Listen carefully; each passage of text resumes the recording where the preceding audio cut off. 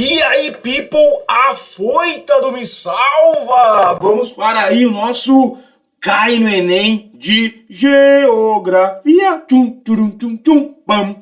Chuchuzitos, então vamos lá, olha só. Os assuntos que podem cair na prova do Enem e tem aquela frequência garantida na prova do Enem, na parte de ciências humanas, especialmente dentro da área de geografia, a gente contabilizaria o quê?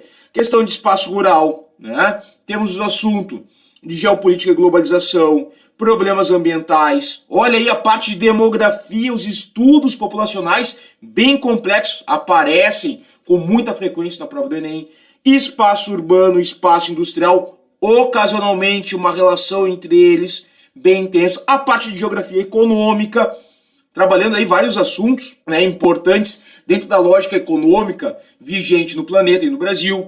Na parte de geografia mais humana, a geografia mais física, geomorfologia, problemas ambientais entram de toda a ordem, tanto climáticos em relação aos solos, tá, de desmatamento. Quando a gente fala de geomorfologia ou climatologia, aí os assuntos são mais para as questões técnicas da parte de geografia física nessas duas áreas.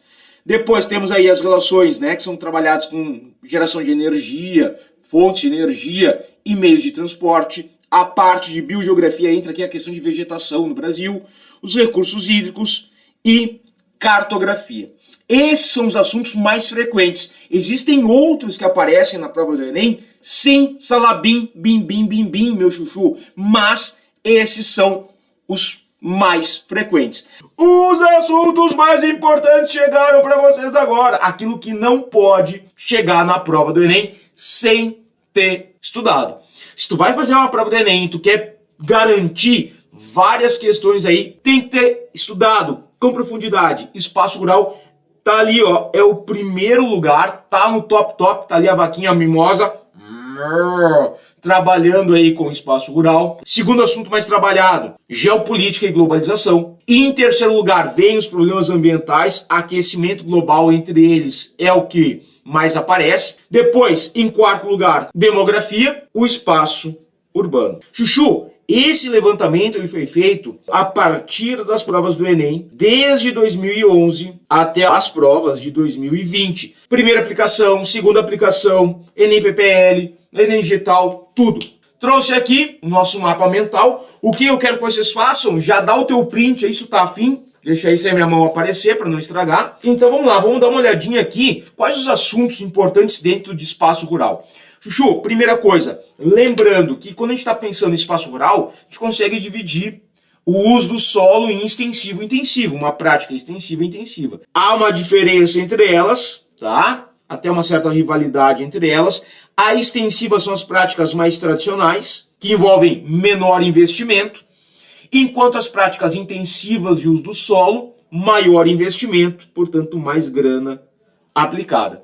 Pequenas propriedades, grandes propriedades, técnicas tradicionais, técnicas mais modernas, mão de obra familiar, mão de obra assalariada. A partir daí, a gente entra num ponto que é o seguinte, especialmente no sistema intensivo, a gente está falando de um espaço rural altamente capitalizado. Ou seja, essa relação de investimento e produtividade acaba impactando e modificando o espaço rural. Esse espaço rural capitalizado, ele vai ter uma relação direta com esses dois elementos aqui. Revolução Verde, aquele momento em que as práticas mais modernas relacionadas à agricultura chegam nos países subdesenvolvidos. Estou pensando o quê? Eu estou pensando no trator, na colheitadeira, no adubo químico, no fertilizante químico, nos insumos modernos chegando nos países subdesenvolvidos. E uma relação muito grande com o agronegócio. Quando eu penso agronegócio, eu estou pensando um setor que vai gerar práticas protecionistas, ou seja, de proteção de um setor econômico extremamente lucrativo, e o melhor exemplo que tu pode encontrar em prova de medidas protecionistas do agronegócio é a geração, o fornecimento de subsídios ao setor agrícola. certo? Especialmente por parte dos governos. Dentro dessa lógica, a gente consegue imaginar, então, sistemas agrícolas diferentes, né? A gente tem um sistema itinerante ou de roça, ele tem uma característica que ele enquadra totalmente no sistema extensivo, uma prática mais tradicional. Então eu vou colocar aqui do lado, para lembrar, melhor exemplo de sistema agrícola extensivo. As empresas agrícolas são exatamente o oposto. É aquela propriedade que trabalha com alta tecnologia, alto investimento, alta produtividade. Melhor exemplo de sistema agrícola se enquadra no modo de uso intensivo do solo. Intensivo. Jardinagem e plantations são sistemas que estão ali no meio termo entre o extensivo e o intensivo. Para a gente finalizar essa primeira parte, o que tu vai lembrar aqui, ó? O que caracteriza o espaço rural brasileiro? A gente tem toda a nossa história rural totalmente relacionada a este sistema agrícola que são os plantations. Sistema escravocrata, sistema de exploração do território, implementado pelos colonizadores europeus aqui no Brasil. E aí tu sempre vai lembrar daquela palavrinha macetosa. Falou em meleca? Não vou explicar aqui. Mapa mental é para tu lembrar. É só para tu relacionar. O que é o M? Monocultura. O que é o E? Exportadora. Latifúndio. Mão de obra escrava. E aqui o C e o A, os principais produtos brasileiros cultivados nesse sistema, que é o café e o açúcar. E aí o sistema de plantation vai marcar o nosso espaço rural da seguinte maneira. Hoje nós somos um grande exportador de commodities, de matéria-prima, herança do sistema de plantation. Olha o segundo E, o primeiro E, perdão, exportador. E a gente vai ter intensas desigualdades no espaço rural brasileiro em relação à modernização dessa produção, que a gente viu aqui, o extensivo é mais tradicional, não tem tantas máquinas, o intensivo é bem moderno, usa muitas máquinas. Então aqui uma desigualdade na modernização. Isso tem a ver com acessibilidade aos produtos da Revolução Verde. E uma desigualdade em relação ao acesso à terra. Essa desigualdade ao acesso à terra, ela é histórica e ela tem bases no sistema de plantation. Para não esquecer, ainda relacionado a isso, nós temos dois pontos importantes. Primeiro, a Lei de Terras, de 1850, que tornava a terra agrícola uma mercadoria, poderia a partir daí comprar e vender terra. Esse processo aqui relacionado com a substituição da mão de obra escrava por uma mão de obra assalariada. Esse processo de desigualdade no acesso à terra sempre foi marcado por uma concentração de terras muito intensa no Brasil. Consequentemente, se fala muito no país de uma reforma agrária. Tema polêmico! O Enem vem cobrando cada vez menos reforma agrária na prova, né? Claro, não tem que pisar em ovos quando se trabalha com esse assunto. E a gente fecha aqui dois avanços da fronteira agrícola brasileira. O primeiro avanço nas décadas de 60 e 70 para a região centro-oeste. E aí, avanço então, colocar aqui em vermelhinho, lembra que a cor está relacionada, para o plantio de soja em direção à região do Cerrado brasileiro, lá no centro-oeste. Já na década de 90 e 2000, a gente vai ter um segundo avanço da fronteira agrícola, para não esquecer, em direção à região norte, gerando então uma substituição das áreas floresta amazônica por áreas de pastagem para pecuária ou plantio de soja, e depois, segunda área, pintada na bolinha laranja, para o nordeste do Brasil, especialmente com cultivo de soja, numa região famosa que a gente vai chamar de Maitoba, envolvendo Maranhão, Piauí, Tocantins e Bahia. Geopolítica e globalização. Tirei a mão, vai no preto. Printou, começou. O Enem gosta de trabalhar bastante com as ordens mundiais, a construção das relações de poder que a gente vai ter no mundo. Essas relações de poder vão se dar de diferentes formas, na questão tanto do poder político quanto do poder econômico. Então, o Enem gosta de saber se tu consegue analisar essa evolução, essa escalada de formação do que a gente vai chamar de nova ordem mundial. Tivemos outras ordens mundiais anteriores a essa que a gente está vivendo, por exemplo, a ordem mundial bipolar, que a gente vai chamar de Guerra Fria, onde havia aquela disputa entre o sistema capitalista e o sistema socialista, é anterior ao momento que a gente está vivendo hoje. Essa Guerra Fria ela termina oficialmente em 1991, que é exatamente quando começa a chamada Nova Ordem Illuminati Mundial. Tá, sem teoria da conspiração aqui. Mas o fato é que, a partir de 91, quando chega ao final a União Soviética, deixamos de ter uma Guerra Fria, uma ordem mundial bipolar, e a gente passa a ver a nova ordem mundial, onde o sistema capitalista vai ser o grande vencedor dessas disputas que a gente teve ao longo do século XX. Hoje, essa ordem mundial, ela tem um caráter importantíssimo que tu deve lembrar para a tua prova, que é a da multipolaridade. Ou seja, não existe mais uma grande potência. A gente tem um mundo, no mundo moderno, a ascensão de várias grandes potências, disputando vários elementos.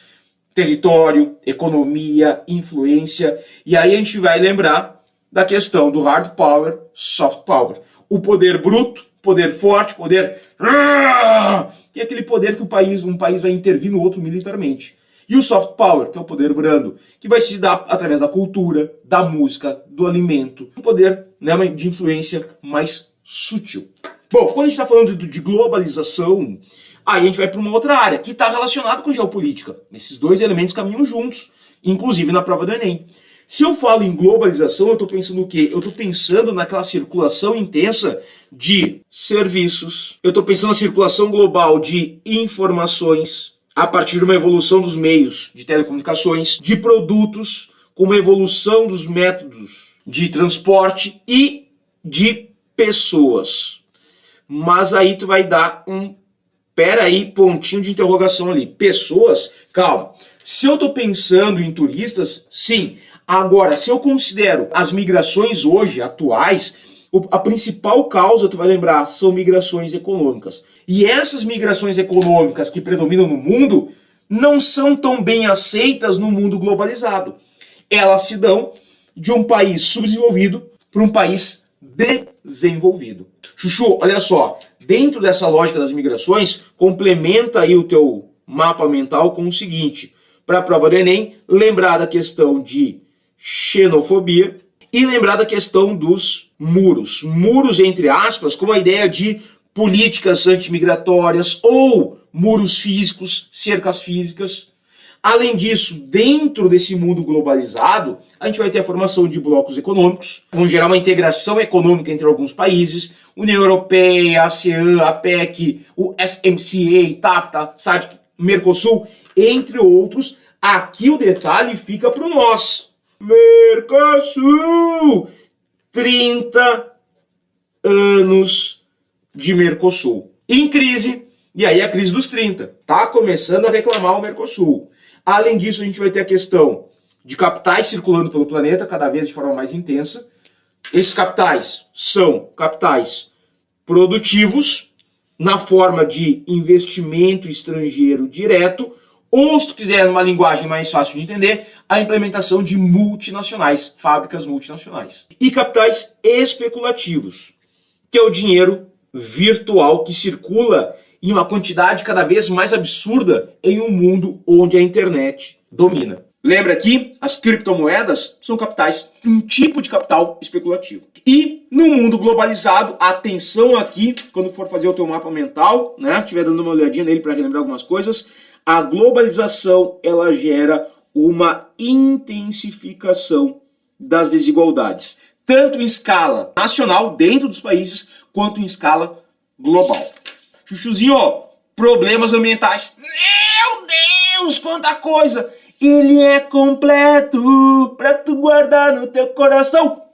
Printa! Quando a gente tá falando aqui de problemas ambientais, repara, tem coisa, hein? O Enem gosta de trabalhar essas lógicas, né, de problemas ambientais em cima desses três pilares aqui, ó. Causas desses problemas, consequências desses problemas e soluções desses problemas. Até nas questões de problemas sociais é a mesma lógica. Tu consegue identificar as causas para tais problemas? Quais são as consequências geradas por eles? E como solucionar? Então, sempre que tu vai estudar problemas ambientais ou até mesmo problemas sociais, tu vai pautar nesses três elementos aqui. No que diz respeito aos solos, o Enem adora bebê. E eu vou colocar até uma estrelinha Golden Magic. Aqui, um dos mais cobrados, junto com problemas relacionados à questão climática. O Enem, nesse lado aqui, ó, ele se concentra, tá bom? O que a gente vai ter aqui? A questão de erosão, problemas ligados à erosão intensa dos solos. Aqui a gente poderia relembrar a questão de deslizamentos de solo em áreas urbanas, que é um problema bem importante aí, que gera uma série de questões sociais em espaços urbanos. A questão dos sulcos e ravinas gerados pela erosão, são buracos promovidos pela retirada do solo pelo processo de chuva, escoamento superficial. Então, problemas bem importantes ligados tanto ao meio urbano quanto ao meio agrícola. Claro, deslizamentos de encosta vão gerar um impacto muito mais significativo quando se dão em meio urbano, que nem eu coloquei aqui no desenho. Outro problema de solo relacionado tanto à área rural quanto à área urbana, processo de assoreamento, ou seja, acúmulo de sedimentos em um corpo d'água. Então essa areia que eu coloquei aqui ocupando o leito do rio é o que a gente vai chamar de assoreamento.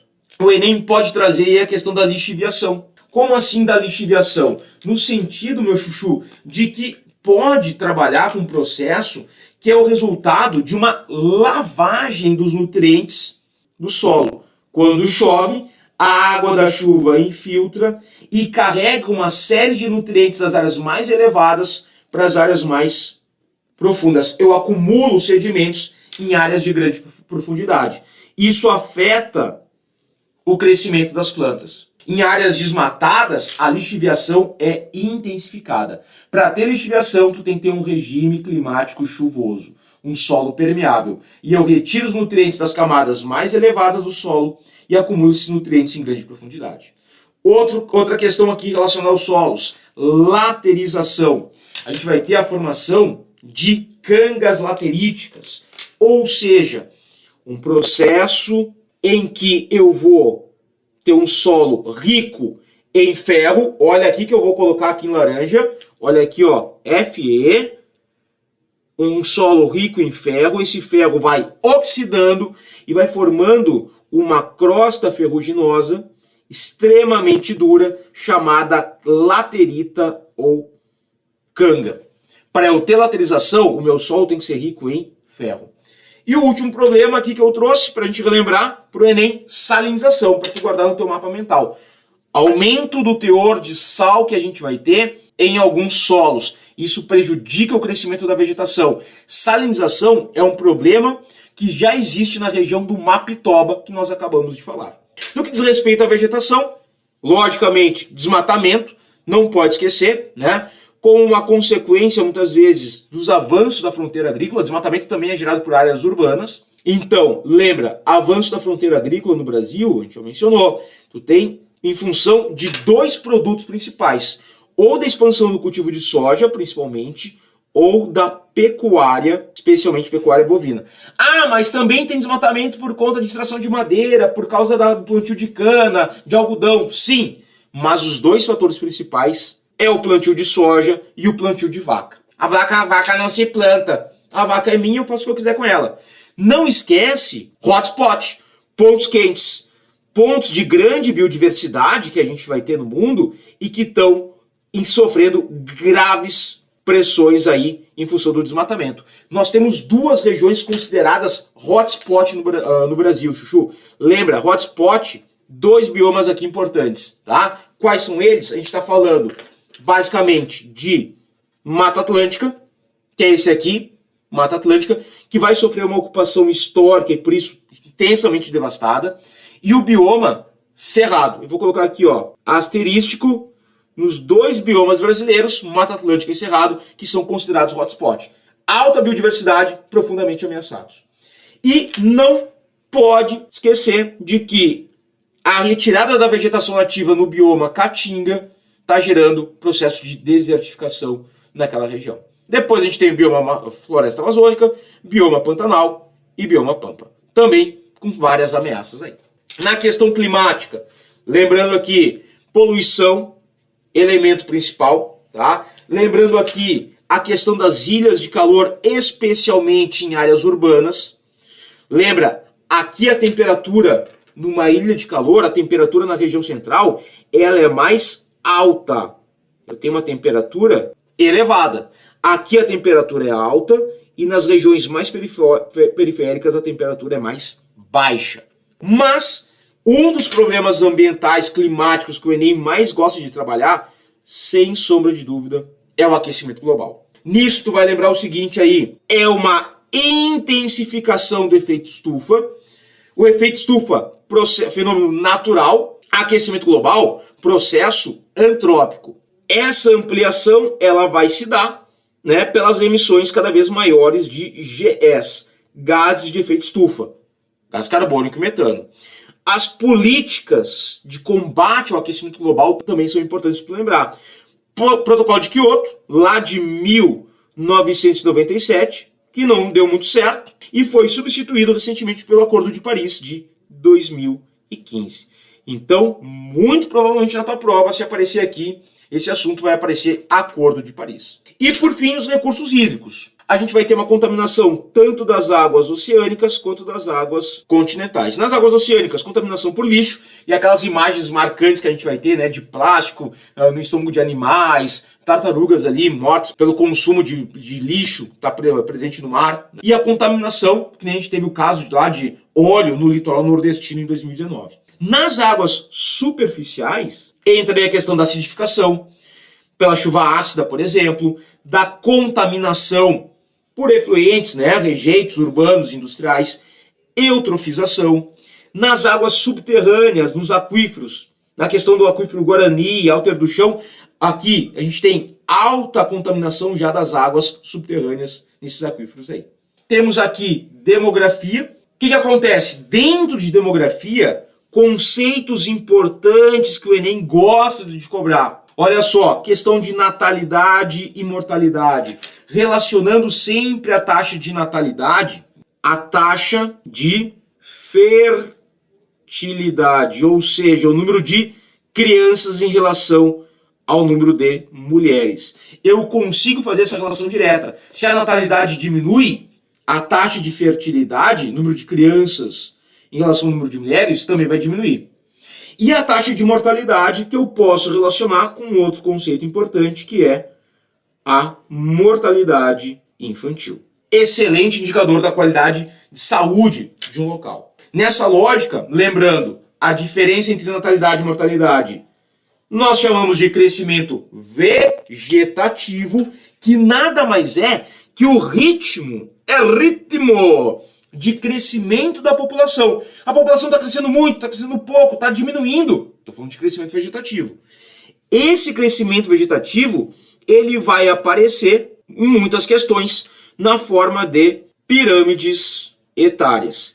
E eu consigo, nessas pirâmides etárias, dividir a população em 3 grupos. Os idosos, os adultos e os jovens. Os idosos estão no topo da tua pirâmide etária, os jovens estão na base da tua pirâmide etária e os adultos fazem parte do corpo, da meiuca da pirâmide etária. Se a base se estreita, menos jovens, tendência.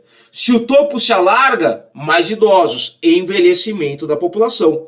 E se a população está envelhecendo, a expectativa de vida está aumentando. Essas duas tendências são tendências globais e tendências nacionais. Se vê isso no Brasil também. Porém, alerta, alerta, alerta! Lembra que a pandemia impactou exatamente a questão do envelhecimento da população, a expectativa de vida. A gente estava falando antes ali da questão do ritmo de crescimento da população. Quando esse ritmo é muito acelerado, a gente vai ter que a gente vai chamar de explosão demográfica ou um chamado boom demográfico. Boom demográfico. Esse momento seria o que a gente considera como o auge da transição demográfica de um país. Então eu posso relacionar esse boom demográfico com um processo de transição. E aí, a partir do momento que a gente vai ter esse boom demográfico, a gente vai ter teorias sendo criadas para explicar esse cenário de superpopulação, de crescimento exagerado da população. A teoria mais famosa, sem sombra de dúvidas, teoria malthusiana. A teoria malthusiana, das mais antigas que nós temos aí, ela é lá do início do século XIX, tentando explicar o que estava acontecendo na Inglaterra no momento que a Inglaterra estava vivendo o seu boom demográfico, no auge da sua transição. As outras teorias, a neomalthusiana, a reformista, a ecomalthusiana, essas aqui elas vão surgir em outro contexto. O contexto delas já é século XX. Para explicar o boom demográfico que vem acontecendo nos países emergentes, Brasil, China, Índia e por aí vai. Bom, para a gente ir para um outro lado, questão de migrações, que nós já mencionamos um pouquinho antes, mas vale a pena ressaltar aqui algumas questões. O básico, emigrante, quem emigra sai, quem imigra entra. Vem para o interior, imigrante, vai para o exterior, emigrante. Dentro da lógica das migrações atuais, a gente tem diferentes causas. A gente até mencionou antes, né? Causas econômicas, políticas, culturais, naturais. Os principais causas econômicas, busca por melhores condições de vida, mais trabalho, né? Melhores salários, e causas políticas que entram aí os refugiados, por exemplo. Sempre que for analisar a questão das migrações na prova do Enem, Chuchu, tu vai trabalhar com questão de repulsão e atração. Quais fatores estão repelindo a população de um lugar? Por que ela está saindo? O lugar para onde ela está se encaminhando? Quais os fatores estão atraindo ela para lá? Se a migração é econômica, melhores empregos, melhores condições de vida. Se as migrações são políticas, segurança. Principais fronteiras que a gente tem no mundo moderno hoje. Eu coloquei aqui, tu não pode esquecer nunca. Temos duas. Divisa, Estados Unidos, México. Lembra aqui a questão de políticas anti-migração e o crescimento significativo de nacionalismos. Ou seja, quanto mais nacionalista é um povo, mais xenófobo ele tende a ser. E uma outra área de fronteira que vive essa mesma relação de políticas antimigratórias, nacionalismos mais extremados, Europa, que é um território que recebe muitos migrantes, especialmente econômicos, tanto da Ásia quanto do continente africano. E aí o mar Mediterrâneo, que separa a África da Europa, vai ter ali vários registros de embarcações naufragando, população tentando chegar no continente europeu. Não esquece, deslocamentos à força que nós temos, deslocamentos à força diz respeito às migrações políticas. Temos aí os deslocados internos, ou seja, os caras que vão fugir de uma guerra, de uma perseguição, mas não saem do país, e os refugiados. Olha o que aconteceu na Síria, no Afeganistão, conflitos intensos levando a uma série de refugiados. Claro, não podia deixar de fora do nosso top 5. Tá aqui, espaço urbano.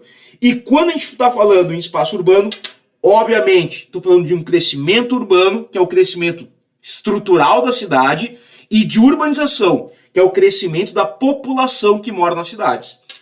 Isso é um resultado do que a gente chama uma migração extremamente importante no Brasil, chamada êxodo rural. Ó, é migração. Ó, se é migração, o que eu tenho que pensar? Por que o pessoal sai do campo e por que o pessoal vai para a cidade? Fatores de repulsão e atração. Vou deixar tu pensar aí na tua cachola. Ah, esqueci, printou aqui, Chuchu? Deu print? Então foi. Vai lá. Lembrando aqui, com o êxodo rural, a gente tem um crescimento urbano, a cidade cresce estruturalmente, e a gente tem uma urbanização. A população residente em cidades também cresce. Nessa lógica, com esses dois processos acontecendo, não poderia deixar de falar, de constar no teu mapa mental, o processo de conurbação. Ou seja, quando aquelas cidades vizinhas crescem tanto que elas começam a se interligar, tem uma dependência muito forte entre si. Essa conurbação leva à formação de aglomerados urbanos, ou seja, áreas com grande dinamismo econômico, áreas com grande adensamento populacional. O melhor exemplo que nós temos de aglomerados urbanos, a gente poderia falar em Brasil, são as regiões metropolitanas. A região metropolitana de São Paulo, do Rio de Janeiro, de Curitiba, de Fortaleza. Aqui, olha só, o adensamento populacional ele é intenso. E a gente percebe que essas regiões metropolitanas sofreram um processo de conurbação. E aí o que eu penso? Pô, essa conurbação ela vai ser marcada, por exemplo, pelas migrações pendulares. É o cara que mora numa cidade, mas todo dia praticamente vai trabalhar em outra. E no final do dia ele faz o quê? O movimento de volta. Ele vai, trabalha ou estuda em outra cidade, retorna para sua cidade de dormitório. Essa migração pendular, ela é típica de regiões conurbadas. Regiões metropolitanas, elas possuem uma forte polarização urbana. O que é a polarização urbana? elas vão centralizar a questão de poder político, de questão econômica de uma região. Pô, imagina comigo, pensa comigo, Chuchu, eu tô pensando em São Paulo, olha que o São Paulo centraliza, polariza as questões nacionais. Olha o que o Rio de Janeiro também tem de importância, ou Brasília, claro, na escala, pensando de maior para menor importância, São Paulo é a cidade que mais polariza o Brasil. Centraliza as questões econômicas e políticas e culturais do território brasileiro. Em segundo lugar, Rio de Janeiro. Em terceiro lugar, Brasília. E depois a gente vai tendo uma hierarquia formada. Ah, um detalhe importante aqui, antes que eu me esqueça. Nessa lógica, quando eu estou pensando em formação de conurbações, regiões metropolitanas, no Brasil, num primeiro momento, a urbanização ela vai se dar a partir de um processo de metropolização. Ou seja, até as décadas de 80, 90, eu estou pensando que a população que saía do campo, que estava realizando o êxodo rural, ela está fazendo o quê? Ela está migrando para as capitais. Agora, a partir do momento da década de 80, vou colocar aqui 80, 90, até hoje, o que a gente percebe? No Brasil, um processo de desmetropolização, ou seja, quem está realizando o êxodo rural não está mais indo para as capitais, está indo para onde? Para as chamadas cidades médias. Porque essas cidades médias passaram a receber cada vez mais indústrias. O que antes era só as indústrias estavam concentradas nas capitais, agora as indústrias se centralizam nas cidades médias. E a população vai para cá. Olha o fator de atração aí, gente! Bem gostosinho. E a gente finaliza esse Cai no Enem de Geografia pegado, gostoso, com as diferenças de urbanização que nós vamos ter entre os países centrais e os países emergentes. A urbanização, ou seja, o crescimento da população urbana nos países centrais se deu de forma lenta, de forma organizada, lá do final do século XVIII até hoje. Isso permitiu a estruturação de serviços e equipamentos urbanos atendendo a maior parte da população. Em contrapartida, nos países emergentes, esta urbanização ela vai se dar de forma acelerada e desorganizada. Começa na metade, na meiuca do século XX e vem até hoje. Isso acarreta uma série de problemas urbanos ou uma hipertrofia do setor urbano. Alguns problemas urbanos que tu não pode esquecer nunca, jamais na tua vida para chegar na prova do Enem é isso aqui, ó, Chuchu. Segregação, o Enem ama trabalhar segregação, gentrificação, déficit habitacional, questões de violência, questões ambientais, e tu pode pensar isso aqui sempre com base no que a gente falou antes, 3 elementos. Causa, consequência e solução. Tira o dedinho ali, tá? Causa, consequência, solução. Lembra? Então tá. Chuchu, fechamos aí o nosso Cai no Enem de Geografia e a gente vai se ver em outro momento. Beijo!